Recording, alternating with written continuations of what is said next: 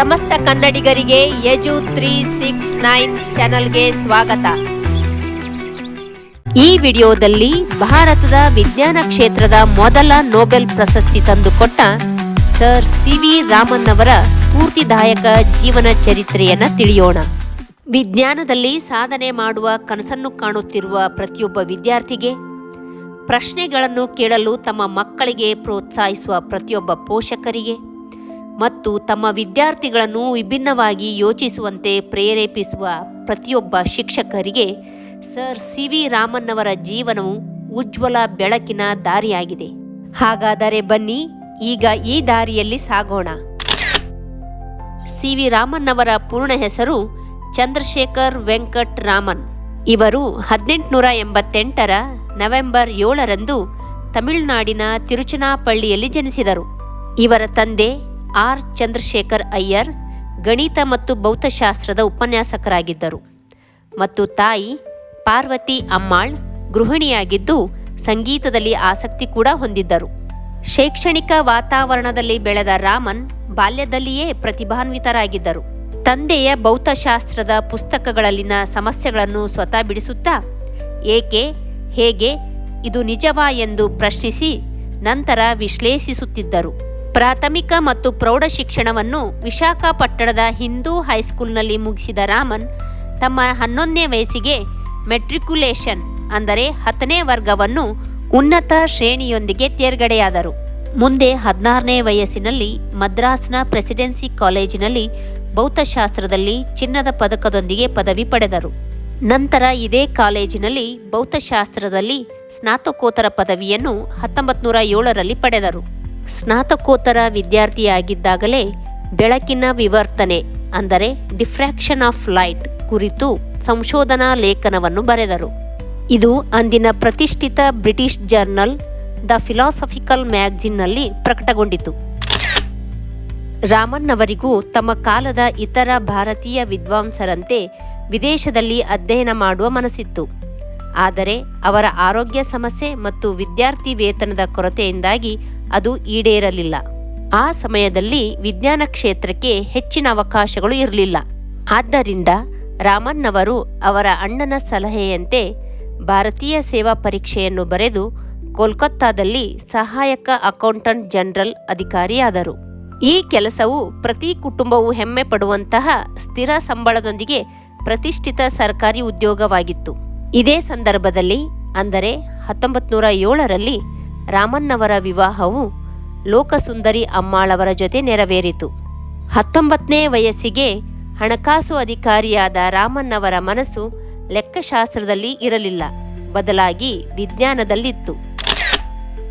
ಸರ್ಕಾರಿ ಕೆಲಸ ಮಾಡುತ್ತಾ ರಾಮನ್ ಅವರು ತಮ್ಮ ಬಿಡುವಿನ ಕ್ಷಣಗಳನ್ನು ಕೋಲ್ಕತ್ತಾದ Indian association for cultivation of ಸೈನ್ಸ್ನಲ್ಲಿ ಕಳೆಯುತ್ತಿದ್ದರು.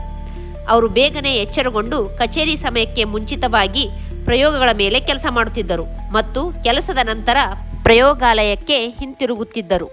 ಒಳ್ಳೆಯ ವೇತನವನ್ನು ಪಡೆಯುತ್ತಿದ್ದರೂ ಕೂಡ ಅವರ ವೇತನದ ಬಹುಪಾಲು ಹಣ ತಂದೆಯವರು ಮಾಡಿದ ಸಾಲ ತೀರಿಸಲು ಖರ್ಚಾಗುತ್ತಿತ್ತು. ಆದ್ದರಿಂದ ಪ್ರಯೋಗಕ್ಕೆ ಹೆಚ್ಚಿನ ಹಣ ಖರ್ಚು ಮಾಡಲು ಅವರಿಂದ ಆಗುತ್ತಿರಲಿಲ್ಲ. ಗುಜರಿ ಅಂಗಡಿಯಲ್ಲಿನ ವಸ್ತುಗಳನ್ನು ಕಡಿಮೆ ಹಣಕ್ಕೆ ತಂದು ಅದನ್ನು ತಮ್ಮ ಪ್ರಯೋಗಗಳಿಗೆ ಬೇಕಾದಂತೆ ಮಾರ್ಪಾಟು ಮಾಡಿಕೊಳ್ಳುತ್ತಿದ್ದರು. ಇದು ಇಂದಿನ ಯುವ ಜನತೆಗೆ ಸ್ಫೂರ್ತಿಯಾಗಬೇಕು. ಈ ರೀತಿಯಾಗಿ ರಾಮನ್ ಅವರು 10 ವರ್ಷಗಳ ಕಾಲ ಕಚೇರಿ ಮತ್ತು ಪ್ರಯೋಗಾಲಯ ಎರಡನ್ನೂ ನಿರ್ವಹಿಸಿದರು. ಆದರೆ ಅವರ ದೇಹದ ಕಣಕಣದಲ್ಲೂ ವಿಜ್ಞಾನವೇ ತುಂಬಿತ್ತು. 1917ರಲ್ಲಿ ರಾಮನ್ ಅವರು ಸುರಕ್ಷಿತ ಸರ್ಕಾರಿ ಕೆಲಸವನ್ನು ತೊರೆದು ಕೋಲ್ಕತ್ತಾ ವಿಶ್ವವಿದ್ಯಾಲಯದಲ್ಲಿ ಭೌತಶಾಸ್ತ್ರದ ಮೊದಲ ಪಾಲಿಟ್ ಪ್ರಾಧ್ಯಾಪಕರಾದರು. ಪಾಲಿಟ್ ಎಂಬ ಪದವು ಮಹಾದಾನಿಗಳಾದ ಸರ್ ತಾರಕನಾಥ್ ಪಾಲಿಟ್ ಅವರಿಗೆ ಗೌರವ ಸೂಚಿಸಲು ಇಡಲಾಗಿದೆ. ಆಗಿನ ಕಾಲದಲ್ಲಿ ತಾರಕನಾಥ್ ಅವರು ಸಂಶೋಧನೆಗೆಂದೇ 15 ಲಕ್ಷ ರೂಪಾಯಿ ದಾನವಾಗಿ ನೀಡಿದ್ದರು. ರಾಮನ್ ಅವರು ಒಂದು ಬಾರಿ ಕೋಲ್ಕತ್ತಾ ವಿಶ್ವವಿದ್ಯಾಲಯ ಪ್ರತಿನಿಧಿಸಲು ಯುರೋಪ್ಗೆ ಹೋಗಬೇಕಾಯಿತು. ಹೀಗೆ ಯುರೋಪ್ ಪ್ರವಾಸ ಮುಗಿಸಿ 1921ರಲ್ಲಿ ಭಾರತಕ್ಕೆ ಮರಳುವಾಗ ಮೆಡಿಟೇರಿಯನ್ ಸಮುದ್ರದ ನೀಲಿ ಬಣ್ಣವನ್ನು ನೋಡಿ ಸಮುದ್ರದ ನೀರು ನೀಲಿಯಾಗಿ ಏಕೆ ಗೋಚರಿಸುತ್ತದೆ ಎಂದು ಯೋಚಿಸತೊಡಗಿದರು. ಇದಕ್ಕೂ ಮುಂಚೆ ಆಕಾಶವು ನೀಲಿಯಾಗಿರುವುದಕ್ಕೆ ಸಮುದ್ರವು ನೀಲಿ ಬಣ್ಣವನ್ನು ಪ್ರತಿಫಲಿಸುತ್ತದೆ ಎಂಬ ವಿಜ್ಞಾನಿ ರೇಲಿಯವರ ಸಿದ್ಧಾಂತ ಪ್ರಚಲಿತದಲ್ಲಿತ್ತು. ಆದರೆ ಆಕಾಶದ ಬಣ್ಣ ತಿಳಿ ನೀಲಿಯಾಗಿದ್ದು ಸಮುದ್ರದ ಬಣ್ಣ ಗಾಢ ನೀಲಿಯಾಗಿ ಕಾಣುವುದರಿಂದ ರೇಲಿಯವರ ಸಿದ್ಧಾಂತ ಸತ್ಯವಾಗಿರಲಿಕ್ಕಿಲ್ಲ ಎಂದು ರಾಮನ್ ಅವರಿಗೆ ಅನಿಸಿತು. ಹಾಗೆ ಅನಿಸಿದ್ದೇ ತಡ ರಾಮನ್ ಅವರು ತಡ ಮಾಡದೆ ಹಡಗಿನಲ್ಲಿಯೇ ಒಂದು ನಿಕೋಲ್ ಪ್ರಿಸಮ್ ಹಾಗೂ ಸಣ್ಣ ರೋಹಿತ ದರ್ಶಕವನ್ನು ತೆಗೆದುಕೊಂಡು ಪ್ರಯೋಗ ಪ್ರಾರಂಭಿಸತೊಡಗಿದರು. ಭಾರತವನ್ನು ತಲುಪಿದ ನಂತರವೂ ಸತತವಾಗಿ 7 ವರ್ಷಗಳ ಕಾಲ ಸಂಶೋಧನೆ ಮಾಡಿ ಫೆಬ್ರವರಿ 28, 1928ರಂದು ಬೆಳಕು ಪಾರದರ್ಶಕ ವಸ್ತುಗಳ ಮೂಲಕ ಅಂದರೆ ಗಾಳಿ, ನೀರು, ಗಾಜು, ಹರಳುಗಳ ಮೂಲಕ ಹಾದು ಹೋಗುವಾಗ ತನ್ನ ತರಂಗ ದೂರವನ್ನು ಬದಲಾಯಿಸುತ್ತದೆ ಎಂದು ತೋರಿಸಿಕೊಟ್ಟರು. ಬೆಳಕಿನ ಚೆದುರುವಿಕೆಯ ಈ ವಿದ್ಯಮಾನವನ್ನೇ ರಾಮನ್ ಪರಿಣಾಮ ಅಥವಾ ರಾಮನ್ ಇಫೆಕ್ಟ್ ಎಂದು ಕರೆಯಲಾಯಿತು. ರಾಮನ್ ಅವರ ಸಂಶೋಧನೆಯ ಈ ದಿನದ ಸವಿನೆನಪಿಗಾಗಿ ಭಾರತದಲ್ಲಿ ಪ್ರತಿ ವರ್ಷ ಫೆಬ್ರವರಿ 28ರಂದು ರಾಷ್ಟ್ರೀಯ ವಿಜ್ಞಾನ ದಿನಾಚರಣೆಯನ್ನಾಗಿ ಆಚರಿಸುತ್ತೇವೆ.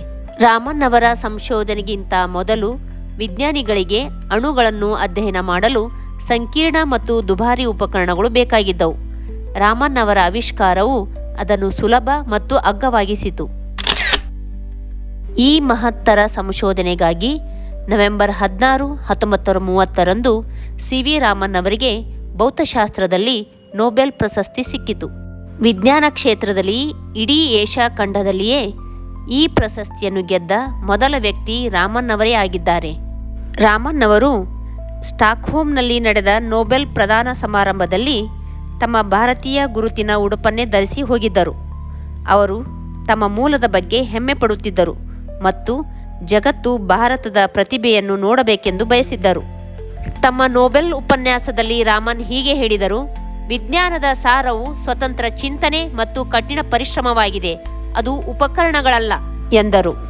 ವಿದೇಶದಲ್ಲಿ ವ್ಯಾಸಂಗ ಮಾಡದೆ, ಯಾವುದೇ ಡಾಕ್ಟರೇಟ್ ಪದವಿ ಇಲ್ಲದೆ, ಕೇವಲ 200 ರೂಪಾಯಿ ಖರ್ಚು ಮಾಡಿ ದೇಶಕ್ಕೆ ನೊಬೆಲ್ ಪ್ರಶಸ್ತಿ ತಂದುಕೊಟ್ಟು ದೇಶದ ಕೀರ್ತಿಯನ್ನು ಎಲ್ಲೆಡೆ ಹರಡುವಂತೆ ಮಾಡಿದರು. ರಾಮನ್ ಪರಿಣಾಮದ ಅನ್ವಯವನ್ನು ನಾವು ಈಗ ವಿವಿಧ ಕ್ಷೇತ್ರಗಳಲ್ಲಿ ನೋಡುತ್ತೇವೆ. ಕ್ಯಾನ್ಸರ್ ಕೋಶಗಳನ್ನು ಪತ್ತೆ ಹಚ್ಚಲು, ಅಜ್ಞಾತ ಪದಾರ್ಥಗಳನ್ನು ಗುರುತಿಸಲು, ಅಪರಾಧದ ದೃಶ್ಯ ಸಾಕ್ಷ್ಯಗಳನ್ನು ವಿಶ್ಲೇಷಿಸಲು, ಪ್ರಾಚೀನ ಕಲಾಕೃತಿಗಳ ಅಧ್ಯಯನ ಮಾಡಲು, ಆಹಾರ ವಸ್ತುಗಳ ಗುಣಮಟ್ಟ ತಿಳಿಯಲು, ಹೀಗೆ ಹಲವು ಕ್ಷೇತ್ರಗಳಲ್ಲಿ ಇದನ್ನು ಬಳಸುತ್ತಿದ್ದೇವೆ. ಈಗ ನಾವು ದಿನನಿತ್ಯದಲ್ಲಿ ಬೆಳಕಿನ ಚೆದುರುವಿಕೆಯ ಕುರಿತು ಕೆಲವು ಸನ್ನಿವೇಶಗಳನ್ನು ನೋಡೋಣ. ಈ ಎಲ್ಲ ವಿದ್ಯಮಾನಗಳಿಗೆ ರಾಮನ್ ಪರಿಣಾಮ ಉತ್ತರ ನೀಡುತ್ತದೆ.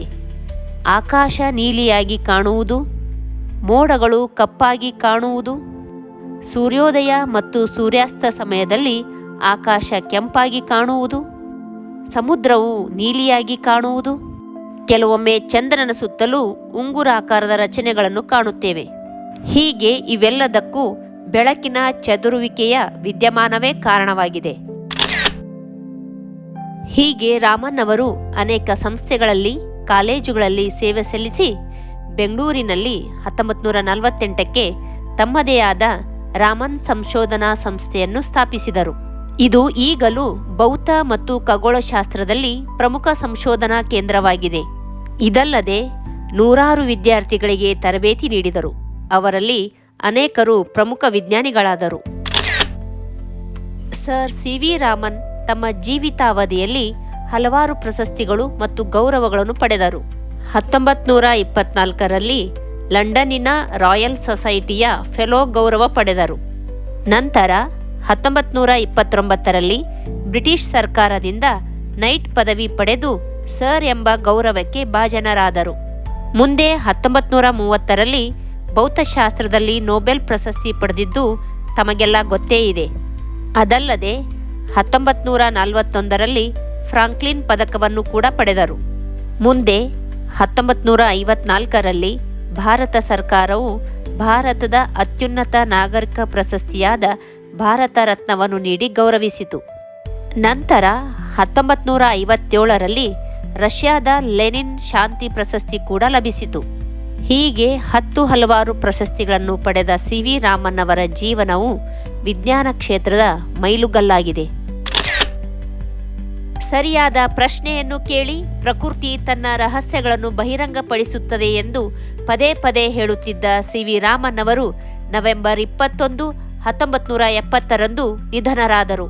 ಆದರೆ ಅವರ ಪರಂಪರೆ ಇನ್ನೂ ಜೀವಂತವಾಗಿದೆ.